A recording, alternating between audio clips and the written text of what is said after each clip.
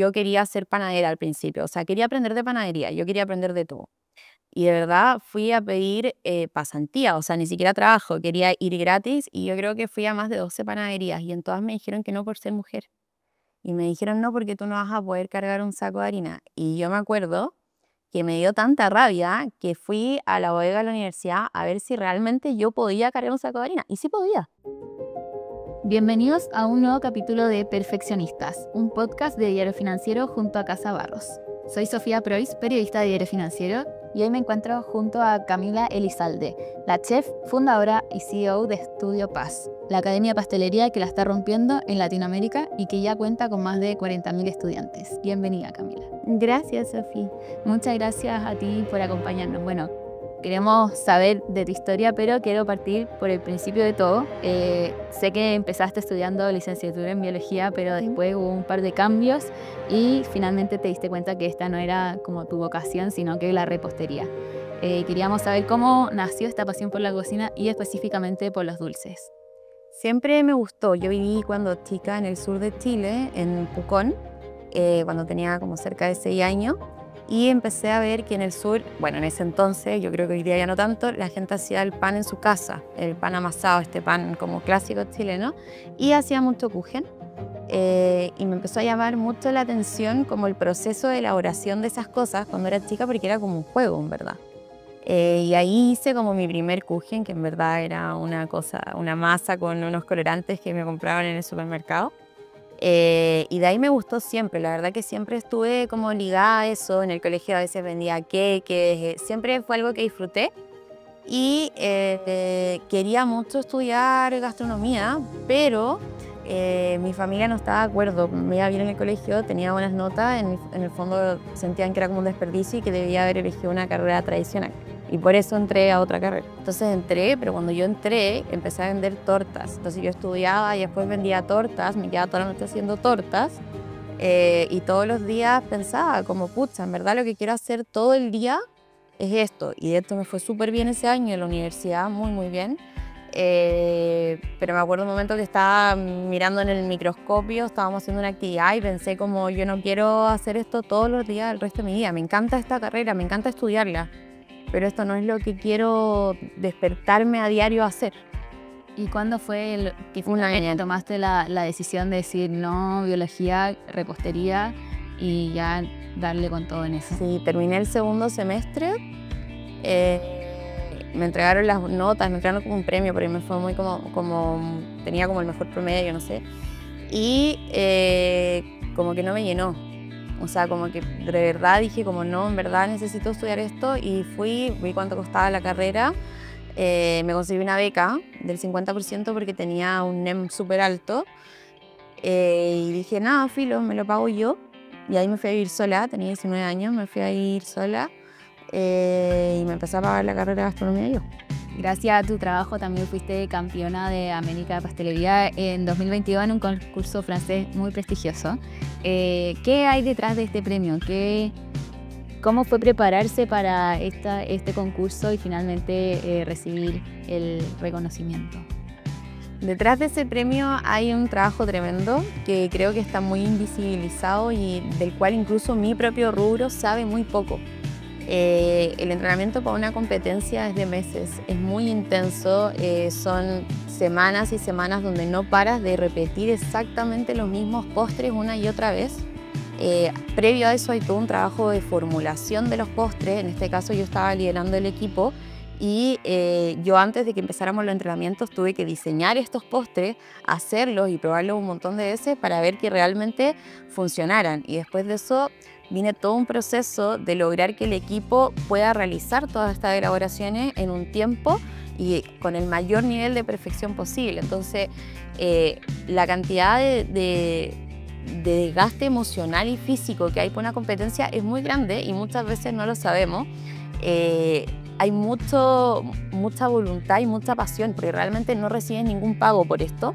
De hecho, nosotros en ese momento yo organicé 2 congresos online que financiaron lo que necesitábamos para la competencia. Entonces, aparte de estar entrenando, aparte de eso, hay todo un esfuerzo que es económico. Y yo creo que te construye totalmente como profesional. Yo he hablado esto, yo tengo hoy en día trabajando en la cafetería dos ex Roja Dulce, ¿ya? Y es muy diferente como vemos la pastelería, porque te llevaste a un límite tan alto de entender que todos los días eso que estabas haciendo te tenía que quedar mejor. Aunque fuera exactamente lo mismo, había que lograr una mejoría, ya sea en tiempo, ya sea en un detalle ínfimo, en aroma incluso. O sea, de verdad aprendes a llevarle como lo máximo de ti, darlo todo y creces muchísimo. Entonces cuando llega el premio, es súper heavy porque ya no eres el mismo profesional. O sea, al principio de la competencia tienes muchas inseguridades, no sabes a lo mejor tus límites, no sabes hasta dónde puedes empujar tus propios límites. Y cuando termina la competencia, ganamos y sentimos que era como, wow, todo esto valió la pena realmente, y te das cuenta que de verdad eres otro profesional y que nunca vas a ver las cosas de la forma de antes, te vuelves extremadamente perfeccionista. ¿Y cómo lo ves desde el lado de ser mujer y también emprendedora? Para mí fue muy lindo ser la presidenta de la Selección Nacional de Pastelería siendo mujer, fue algo que fue muy bacán, y también poder lograr en ese momento mantener mi empresa funcionando, que mi empresa en ese momento no era tan grande, dependían muchas cosas de mí, no tenía como tan delegado todo, y al mismo tiempo poder llevar la competencia creo que me sirvió mucho para poder mostrarle a otras mujeres que realmente las cosas sí se pueden hacer, y que a lo mejor en la gastronomía es súper machista hasta el día de hoy, y yo creo que sí marcó un antes y un después. Además que era la primera vez, aparte de que yo estaba liderando el equipo, era la primera vez que había una competidora femenina. Entonces fue algo súper revelador, y yo creo que abrió las puertas para que muchas otras mujeres que están estudiando gastronomía puedan en el fondo entender que también pueden ser parte del equipo, que somos igual de valiosas y podemos estar en todas partes. Bueno, Camila, me estabas contando que esta industria en general hay mucho más hombres. ¿Cómo fue para ti partir en una industria así y sobre todo tan chica, siendo mujer? ¿Cómo lo enfrentaste? Mira, yo siempre he tenido personalidad, pero sí lo pasé mal. Lloré varias veces, incluso en la universidad. Yo creo que había muchas cosas que estaban normalizadas, como por ejemplo tallas, no sé, en la universidad, así como, ay, pero tú eres mujer, tú no podías hacer eso. Ustedes sirven solamente para batir merengue, para decorar pastelitos. Y al final, como que al principio no me molestaba tanto, pero llegó un momento que cuando empecé a querer crecer y aprender cosas me empezó a molestar mucho. Por ejemplo, yo quería ser panadera al principio, o sea, quería aprender de panadería, yo quería aprender de todo. Y de verdad fui a pedir pasantía, o sea, ni siquiera trabajo, quería ir gratis, y yo creo que fui a más de 12 panaderías, y en todas me dijeron que no por ser mujer. Y me dijeron no, porque tú no vas a poder cargar un saco de harina. Y yo me acuerdo que me dio tanta rabia que fui a la bodega de la universidad a ver si realmente yo podía cargar un saco de harina. Y sí podía. Y me dio mucha impotencia no poder obtener ese aprendizaje solo por el hecho de ser mujer. Y muchos de mis compañeros hombres fueron a hacer pasantía o práctica en panadería, y a las mujeres nos decían que no. Entonces fue difícil. Fue difícil también cuando me empecé a ser más conocida, porque en verdad cuando yo empecé a hacerme realmente como un lugar profesional, como en la alta alcurnia de la gastronomía en Chile, por decirlo de alguna manera, era la única mujer. Casi no habían mujeres, las que habían no estaban como en ese momento tan visibilizadas, y yo me acuerdo de que todo lo que decía era muy cuestionado.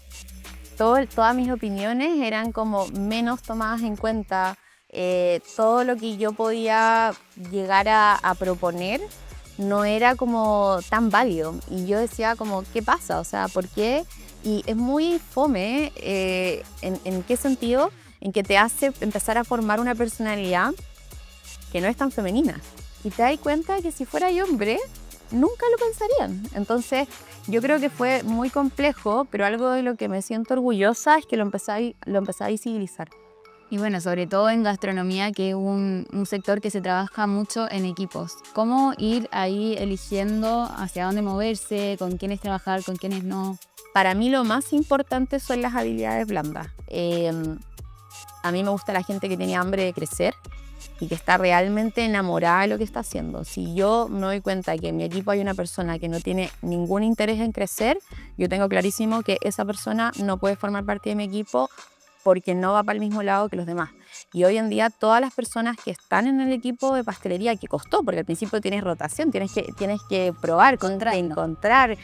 A veces una persona que pusiste en un cargo, ese no era su lugar, estaba mucho mejor, no estábamos perdiendo su potencial porque iba mejor en otro cargo. Hoy en día tenemos un equipo que tiene valores muy importantes, que eso es clave, por eso hablaba de las habilidades blandas, honestidad, exigencia, respeto por sus compañeros, capacidad de poder decir las cosas de la manera correcta, humildad, saber que todos podemos aprender de todo. Para mí fue demasiado importante, por ejemplo, que los altos cargos de la cocina, de mi cocina en Lover, yo no cocino en la cafetería casi nunca ya, entendieran que puede llevar un ayudante que te puede enseñar algo y que eso es válido, que al final todos lo que tenemos que estar buscando es ser mejores de la manera que encontremos ser mejores. Entonces yo creo que lo que más me he fijado para construir ese equipo es eso, en que no sean personas que estén con fijaciones negativas o que no estén compitiendo con sus compañeros, sino que sean personas que realmente, genuinamente, desde el fondo de su corazón, lo que quieran es crecer profesionalmente y ser mejores cada día. Y yo creo que eso hizo toda la diferencia, porque hoy en día uno sube a la cocina y tú puedes sentir lo bien que lo están pasando. Y eso es algo que cuesta mucho en gastronomía. Yo creo que tenemos algo muy valioso nosotros en ese sentido. Y ya para ir cerrando, Cami, un consejo que le daría a esa Camila de 18 años que estaba en esa indecisión de biología, gastronomía, ¿qué le dirías sobre cómo lidiar finalmente con las expectativas, con los errores y con los desafíos que viviste en estos últimos años? Le diría que confíe en sus capacidades, que no se compare nunca, que se compare solamente con ella misma todos los días y que simplemente se preocupe de crecer todos los días un poquito. Gracias, Camila, por estar hoy día con nosotros y contarnos tu historia, y también a todos los que nos están escuchando, muchas gracias por acompañarnos.